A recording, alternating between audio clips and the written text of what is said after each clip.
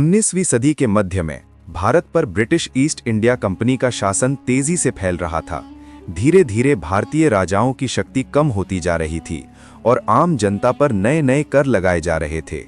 गांवों और शहरों में असंतोष की चिंगारी धीरे धीरे भड़कने लगी थी।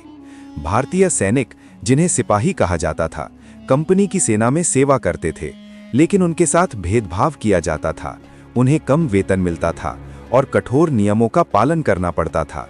उनकी धार्मिक भावनाओं की अनदेखी भी की जाती थी, जिससे उनके मन में गहरा असंतोष पैदा हो गया था।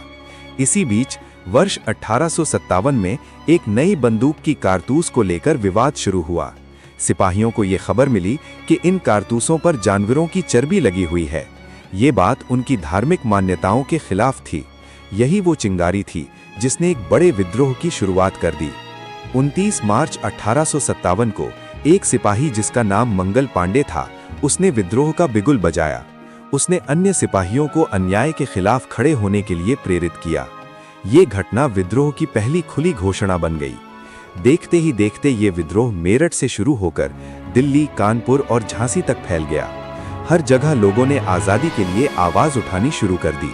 सैनिकों के साथ साथ आम जनता भी इस संघर्ष में शामिल होने लगी।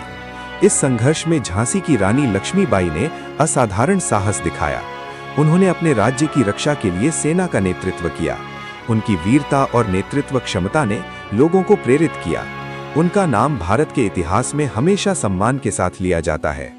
विद्रोह के दौरान कई स्थानों पर बड़े संघर्ष हुए। हालांकि विद्रोहियों के पास संसाधनों की कमी थी और ब्रिटिश सेना के पास बेहतर हथियार और प्रशिक्षण था, इन कठिन परिस्थितियों के बावजूद विद्रोहियों ने हार नहीं मानी और पूरी ताकत से मुकाबला किया। धीरे धीरे ब्रिटिश सेना ने विद्रोह को दबाना शुरू किया। कई प्रमुख नेताओं को गिरफ्तार किया गया और कुछ को सजा दी गई।